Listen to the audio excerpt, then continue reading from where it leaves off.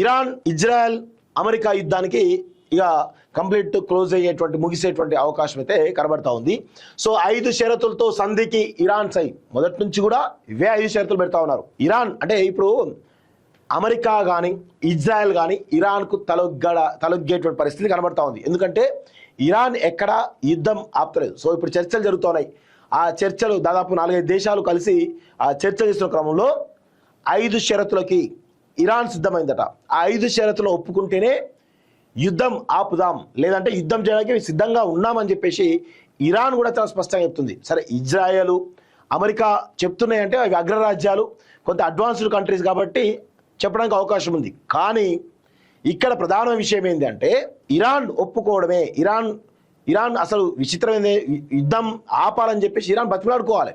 కానీ 5 షరతులు పెడుతున్నాను, దీనికి ఒప్పుకుంటేనే యుద్ధం ఆపుతాం, లేకపోతే లేదు అని చెప్పేసి చాలా స్పష్టంగా ఇరానే చెప్తా ఉంటే ఇప్పుడు ఇజ్రాయెల్ కానీ అమెరికా కానీ ఇరాన్ ముందు తలొగ్గే పరిస్థితి కనబడతా ఉంది. సో ఇక్కడ చూడండి, అమెరికా ఇజ్రాయెల్ వెంటనే దాడులు ఆపాలి, భవిష్యత్తులో కూడా దాడులు చేయకూడదు, అమెరికా హామీలు అమలు చేసేలా బాధ్యత తీసుకుంటామని చర్చల కూటమి హామీ ఇవ్వాలి. అమెరికా నుంచి సూత్రప్రాయ అంగీకారం, త్వరలోనే తాత్కాలిక కాల్పుల విరమణపై ప్రకటన. పాక్, ఈజిప్ట్, తుర్కీ, సౌదీ దౌత్య వర్గాల వెల్లడి. పాక్లో 4 దేశాల విదేశాంగ మంత్రుల భేటీ, చర్చలు అంటూనే భూతల దాడులకు అమెరికా అధ్యక్షుడి ప్లాన్ అంటూ ఇరాన్ స్పీకర్ చెప్తున్నారు. యుద్ధం నష్టం దాదాపు ఎన్ని వేల కోట్లు చూడండి, 28,455 కోట్ల యుద్ధం నష్టం. సో ఇరాన్తో యుద్ధంలో అమెరికాకు భారీ దెబ్బ. కేవలం ఒక అమెరికాకే వచ్చినటువంటి నష్టం దాదాపు 28,000 కోట్లు. సో కీలకమైనటువంటి E-3 అవాక్స్ విమానం ధ్వంసం, భారీ సంఖ్యలో క్షిపణులు, డ్రోన్లు, రాకెట్లతో ఇజ్రాయెల్పై విరుచుకుపడినటువంటి ఇరాన్ మరియు హిజ్బుల్లా అంటూ చూస్తా ఉన్నాం. సో ఈ యుద్ధం మాకొద్దు అంటూ అమెరికాలో అనేక రాష్ట్రాల్లో లక్షలాది మంది ఈరోజు నిరసనలు తెలియజేస్తా ఉన్నారు. గమనించాడు అక్కడ. సో అమెరికాతో సంధి చర్చల కోసం ఇరాన్ ముందుకొచ్చింది, కానీ 5 షరతుల ముందు పెట్టింది. వాటిని అంగీకరిస్తేనే చర్చలు జరుపుతామని స్పష్టం చేసింది. ముఖ్యంగా వెంటనే దాడులు నిలిపివేయాలని, భవిష్యత్తులో భద్రతకు హామీ ఇవ్వాలని పేర్కొంది. అమెరికా ఇరాన్ మధ్య యుద్ధ విరమణ కోసం ప్రయత్నిస్తున్నటువంటి పాకిస్తాన్, తుర్కీ, ఈజిప్ట్, సౌదీ అరేబియా దేశాల ఉన్నత స్థాయి దౌత్య వర్గాలు ఈ వివరాలు వెల్లడించాయి. పశ్చిమాసియాలో ఉద్రిక్తల ఉపశమనం దిశగా ఇదొక కీలక అడుగు అని పేర్కొన్నారు. అమెరికా ఇరాన్ త్వరలోనే కాల్పుల విరమణ ప్రకటించవచ్చని ఆశాభావం వ్యక్తం చేశాయి. అయితే అమెరికాతో యుద్ధం నిలిపేతపై చర్చల కోసం ఇరాన్ ప్రాథమికంగా పెట్టినటువంటి 5 షరతులు. ఒకటి, వెంటనే ఇరాన్ పై అమెరికా ఇజ్రాయెల్ దాడులు నిలిపేయాలి. ఇది మొదటి కండిషన్. ఇరాన్ పైన అమెరికా ఇజ్రాయెల్ దాడులను నిలిపేయాలి. రెండోది, భవిష్యత్తులో దాడులు చేయబోమని ఆ 2 దేశాల నుంచి ఖచ్చితమైనటువంటి హామీ అందాలి. సో మూడోది, ఇరాన్ డిమాండ్లను అమెరికా పరిగణలోకి తీసుకునేలా చూస్తామని, అమెరికా హామీలు అమలు చేసేలా బాధ్యత తీసుకుంటామని పాకిస్తాన్, ఈజిప్ట్, సౌదీ, టర్కీ గట్టి హామీ ఇవ్వాలి. అదేవిధంగా నాలుగోది, యుద్ధంతో ఇరాన్లో జరిగిన నష్టానికి తగిన పరిహారం అందేలా చూడాలి. 4వ షరతు. అంటే ఫస్ట్ ఏమో యుద్ధం వెంటనే ఆపాలి ఇజ్రాయెల్, అదేవిధంగా అమెరికా. ఆ తర్వాత మరొకసారి దాడి చేయకుండా హామీ ఇవ్వాలి. మూడోది, వాటి బాధ్యత ఆ 4 దేశాలు తీసుకోవాలి. నాలుగోది, ఏదైతే ఇరాన్లో జరిగినటువంటి ఈ యుద్ధం నష్టమవుతుందో దానికి పరిహారం చెల్లించాలి. అదేవిధంగా చివరిగా ఆంక్షల ఎత్తివేత, హోర్ముజ్ జలసంధిపై ఇరాన్ హక్కు వంటి అంశాలను పరిగణలోకి తీసుకోవాలి.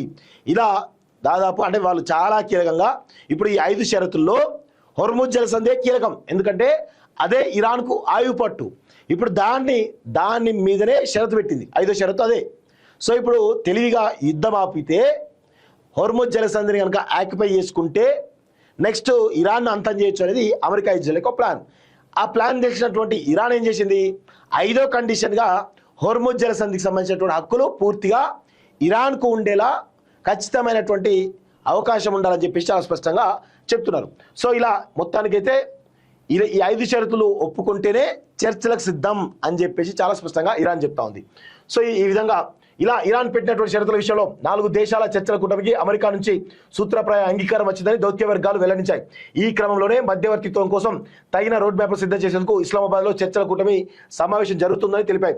చర్చల్లో ఇరాన్ పాల్గొనేందుకు వీలుగా త్వరలోనే తాత్కాలికంగా కాల్పుల విరమణ లేదా దాడుల నిలిపేందుపై ఇరు వర్గాల నుంచి ప్రకటన వెలువడే అవకాశం ఉందని వివరించాయి. ఇస్లామాబాద్ ఎవరైతే పాకిస్తాన్ సంబంధించినటువంటి చొరవ తీసుకుంది. సో ఇందులో ఇస్లామాబాద్ వేదికగా దాదాపు ఈ 4 Pakistan, Egypt, Turkey, Saudi countries ఏవైతున్నాయో ఇవన్నీ కలిసి డిస్కస్ చేసినట్టుగా చూస్తాను. సో ఇక్కడ ఏమంటారు, ఆ ప్రయత్నాలు కొంత ఫలించి ట్రంప్ 15 సూత్రాల ప్రణాళికను పాకిస్తాన్ ద్వారా ఇరాన్కి పంపారు. వాటిని ఇరాన్ పూర్తిగా తిరస్కరించిందట. సో 15 డిమాండ్లు కాదు, మీరు అవన్నీ వద్దు అని చెప్పేసి ఇరానే 5 షరతులు పెట్టింది.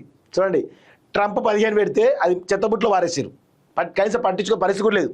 సో ఇప్పుడు 5 షరతులు పెట్టి చెప్పారు. సో వాటిని అమెరికా తోసిపుచ్చిందట. ఈ క్రమంలో ఇరువైపులా ఒత్తిడి చేసిన చర్చల కూటమి దేశాలు కొంత సానుకూలత తీసుకొచ్చినట్టు దౌత్య వర్గాలు చెబుతున్నాయి. దీంతో చర్చల కూటమి పాకిస్తాన్లోని ఇస్లామాబాద్ సమావేశంలో ఏర్పాటు చేసింది. ఆదివారం పాకిస్తాన్, ఈజిప్ట్, తుర్కీ, సౌదీ విదేశాంగ మంత్రులు ఇదంతా కూడా చాలా స్పష్టంగా సమావేశమైనట్టు తెలుస్తోంది. యుద్ధ విరమణ కోసం పశ్చిమాసియాలో పరిస్థితులు, పరస్పర ప్రయోజనాలపై చర్చించారు. ఇక చూడండి, ఇదంతా వీళ్ళే ఇస్లామాబాద్లో సౌదీ, పాకిస్తాన్, తుర్కీ, అదేవిధంగా ఈజిప్ట్ వీళ్ళంతా కూడా సమావేశమైనటువంటి ఫోటో బయటికి రావడం జరిగింది. వారం రోజులు కీలకం. ట్రంప్కు ఇజ్రాయెల్ బ్లాక్మెయిల్ అట.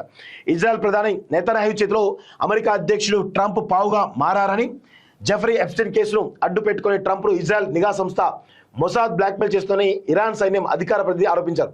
అమెరికా సైనికులు పర్షియన్ గల్ఫ్ సముద్రంలోని షార్క్ చేపలకు ఆహారంగా మారుతారని హెచ్చరించారు. పరిహారం హోర్ముజ్ పై అధికారం కావాలని చాలా స్పష్టంగా ఎవరు చెప్తున్నారు? అమెరికా ఇజ్రాయెల్ దాడిలో ఇరాన్లో మౌలిక సదుపాయాలు, ప్రజల ఇళ్లకు భారీగా నష్టం జరిగిందని ఇరాన్ ప్రభుత్వ ప్రతినిధి చెప్పారు.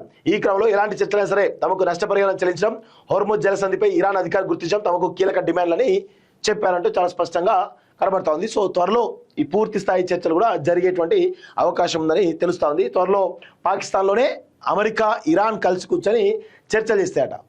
పాకిస్తాన్కు ట్రంప్ వెళ్ళి, ఇరాన్ నుంచి వాళ్ళు వెళ్ళి మొత్తానికైతే పాకిస్తాన్లోనే చర్చలు జరిగే విధంగా మొత్తానికైతే ఒక ప్రయత్నాలు జరుగుతున్నట్టు చాలా స్పష్టంగా తెలుస్తూ ఉంది. సో ఇది ప్రధానమైనటువంటి న్యూస్.